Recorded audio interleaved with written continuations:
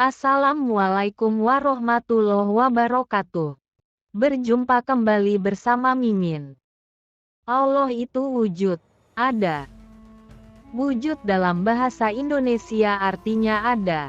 Wujud adalah salah satu sifat wajib Allah Subhanahu wa Ta'ala, di mana sifat-sifat wajib Allah Subhanahu wa Ta'ala ini tidaklah terbatas. Allah Subhanahu wa Ta'ala memiliki sifat-sifat yang tidak terbatas, di mana sifat-sifat ini telah diterangkan dalam Al-Quran dan sabda dari baginda Rasulullah Muhammad Shallallahu Alaihi Wasallam dalam hadis-hadis. Memahami sifat wujud artinya memahami sifat wajib Allah Subhanahu wa Ta'ala. Hal ini merupakan salah satu cara untuk belajar tentang ilmu tauhid yang penting bagi setiap umat muslim. Memahami sifat wujud juga menjadi salah satu cara untuk meningkatkan keimanan kita kepada Allah Subhanahu wa Ta'ala, seperti yang tercantum dalam rukun Islam dan rukun iman. Keberadaan Allah Subhanahu wa Ta'ala ini dibuktikan dan ditandai dengan adanya dunia, alam semesta, dan juga makhluk-makhluk di dalamnya. Karena tidak mungkin ada dunia, penciptaan, tanpa adanya Tuhan, pencipta. Seperti yang sudah dijelaskan, dimulai dari tatanan tata surya yang begitu indah, kemudian makhluk hidup yang bertebaran di muka bumi ini, baik yang hidup di darat, laut dan udara, dan lain sebagainya. Semua itu ada, karena ada yang menciptakan dan yang mengaturnya. Mustahil jika alam semesta dengan susunannya yang banyak dan rumit itu ada dengan sendirinya, dan tidak saling bertabrakan. Hal ini turut dijelaskan dalam Al-Quran tepatnya pada surat As-Sajdah ayat 4 berikut ini. Allah lah yang menciptakan langit dan bumi dan apa yang ada di antara keduanya dalam 6 masa. Kemudian dia bersemayam di atas arsy. Tidak ada bagi kamu selain daripadanya seorang penolong pun dan tidak pula seorang pemberi syafaat. Maka apakah kamu tidak memperhatikan untuk membuktikan keberadaan Tuhan? Bukan dengan melakukan serangkaian tes yang bersifat indrawi, tetapi dengan penarikan kesimpulan yang bersifat rasional. Bila kita melihat jagat raya ini, kita lihat semuanya punya garis merah yang sama, yaitu semua serba berubah. Tak ada yang tak berubah di jagat raya ini. Bahkan hal yang kita sangka tak pernah berubah pun ternyata berubah seiring waktu. Semua hal mengalami masa sebelum, sedang, dan setelah. Semua berubah dari satu kondisi ke kondisi lainnya. Bila demikian, maka dengan pasti kita tahu bahwa segala yang ada di jagat raya ini punya permulaan. Kita juga tak tahu dengan pasti kapan bumi ini dan segala isinya diciptakan.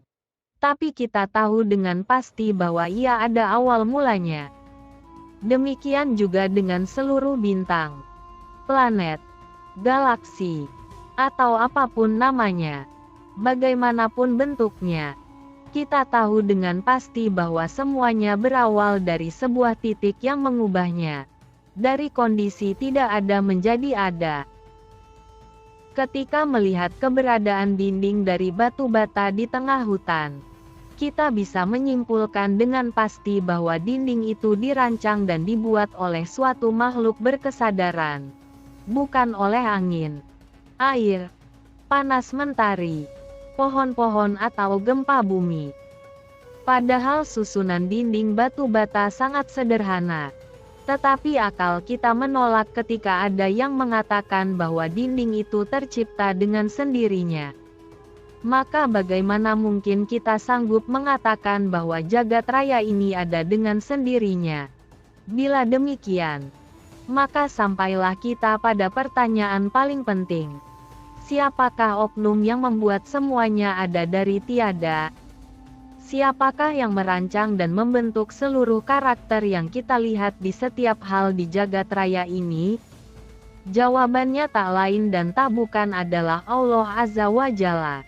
Meskipun kita tak pernah melihatnya, tetapi kita tahu dengan pasti bahwa Allah lah penyebab utama dari segala keberadaan di alam semesta. Keberadaannya adalah pasti dan tak bisa didebat lagi.